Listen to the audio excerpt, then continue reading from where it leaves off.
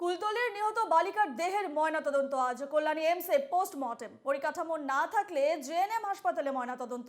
ACJM বারুইপুরকে থাকতে নির্দেশ দেওয়া হয়েছে। আর একবার জানিয়ে রাখি, কুলতলির নিহত বালিকার দেহের ময়নাতদন্ত আজ কল্যাণী এমসে পোস্টমর্টেম। পরিকাঠামো না থাকলে জেএনএম হাসপাতালে ময়নাতদন্ত। এসিজেএম বারুইপুরকে থাকতে নির্দেশ দেওয়া হয়েছে।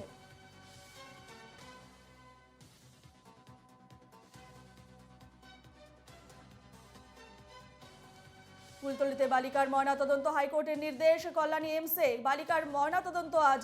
পরিকাঠামো না থাকলে জেএনএম হাসপাতালে ময়নাতদন্ত জানিয়ে দিয়েছে হাইকোর্ট। বারুইপুর এসিজেএম কেও ময়নাতদন্তে থাকার নির্দেশ দেওয়া হয়েছে। আমাদের সঙ্গে ফোন লাইনে রয়েছেন আমাদের প্রতিনিধি সুস্মিত মজুমদার। সুস্মিত, এর আগে আমরা দেখেছি যে ময়নাতদন্ত নিয়ে পরিবারের একাধিক দাবি ছিল এবং এবারে হাইকোর্টের নির্দেশে কল্যাণী এমসে বালিকার ময়নাতদন্ত আজ। কি আপডেট রয়েছে, কি জানতে পারছো বিষয়? দেখো, এখনো পর্যন্ত পরিবারের পক্ষ থেকে যা যা দাবি রাখা হয়েছিল সমস্ত দাবি কিন্তু মেনে নেওয়া হয়েছে এবং হাইকোর্টের নির্দেশে নিহত তার ময়নাতদন্ত হবে আর কিছুক্ষণ পরেই, অর্থাৎ ইতিমধ্যে কিন্তু মৃতদেহ পৌঁছে গিয়েছে কল্যাণী এমসে। এবং যেটা জানিয়ে দেওয়া হয়েছে হাইকোর্টের পক্ষ থেকে, যদি পরিকাঠামো না থাকে কল্যাণী এমসে, যদি ময়নাতদন্ত করার মতন পরিকাঠামো না থাকে তাহলে সেটা কিন্তু জওহরলাল নেহরু হাসপাতালে সেই ময়নাতদন্তের কাজ হবে এবং এমসের যারা বিশেষজ্ঞ ডাক্তার রয়েছেন তাদের দ্বারাও তাই করতে হবে। এবং একজন ম্যাজিস্ট্রেট থাকার কথা বলা হয়েছিল, পরিবারের পক্ষ থেকে বলেছিলেন যে একজন ম্যাজিস্ট্রেটের উপস্থিতিতে এই সম্পূর্ণ বিষয়টি হবে এবং সেই কারণে বারুইপুর কোর্টের যিনি বিচারক তাকেই কিন্তু থাকতে বলা হয়েছে আদালত থেকে।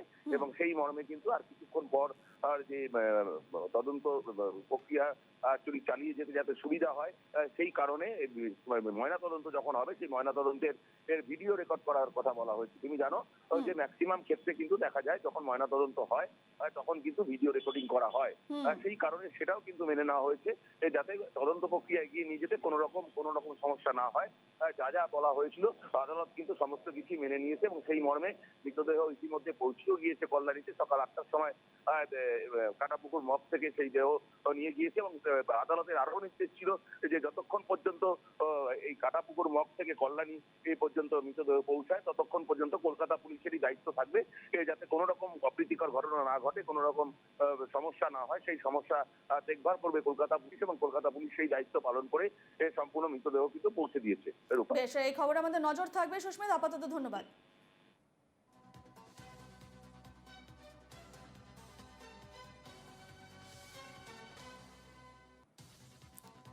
কুলতলির বালিকা ময়নাতদন্ত, বারুইপুর এসিজেএম কে ময়নাতদন্তে থাকার নির্দেশ দিয়েছে হাইকোর্ট।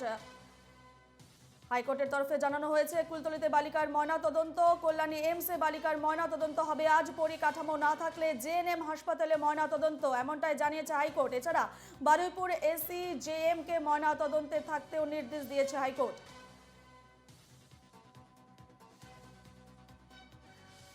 ফোনে রয়েছেন আমাদের প্রতিনিধি অনুপ কুমার মণ্ডল। অনুপ, কুলতলিতে বালিকার ময়নাতদন্ত এবং হাইকোর্টের নির্দেশে কল্যাণী এমসে আজ বালিকার ময়নাতদন্ত, ঠিক কি আপডেট রয়েছে? দেখো, কলকাতা আরজি কর হাসপাতালের ঘটনার আবহে কুলতলিতে যে নাবালিকা ধর্ষণ এবং খুনের অভিযোগের ভিত্তিতে কিন্তু যে রাজ্য রাজনীতি হয়ে উঠেছে উত্তাল, তার পরিপ্রেক্ষিতে কিন্তু যে নাবালিকার মৃত্যু হয়েছে সেই নাবালিকার মৃত্যু কিন্তু একটা যে ঘটনাটা ঘটেছে, কলকাতা হাইকোর্টের তরফ থেকে কিন্তু নির্দেশিকা জারি করা হয়েছিল যে কল্যাণী এমসে তার দেহ ময়না তদন্ত হবে। কিন্তু এখনো সূত্রে যেটা জানা যাচ্ছে যে কল্যাণী যে মেডিকেল কলেজ আছে, জেএনএম মেডিকেল কলেজ আছে, সেই মেডিকেল কলেজে কিন্তু তার ময়না তদন্ত হবে। এমসে ডাক্তার বাবুদের থাকবে কিন্তু সেই ময়না তদন্তে, এমনটাই কিন্তু সূত্রে জানা যায়।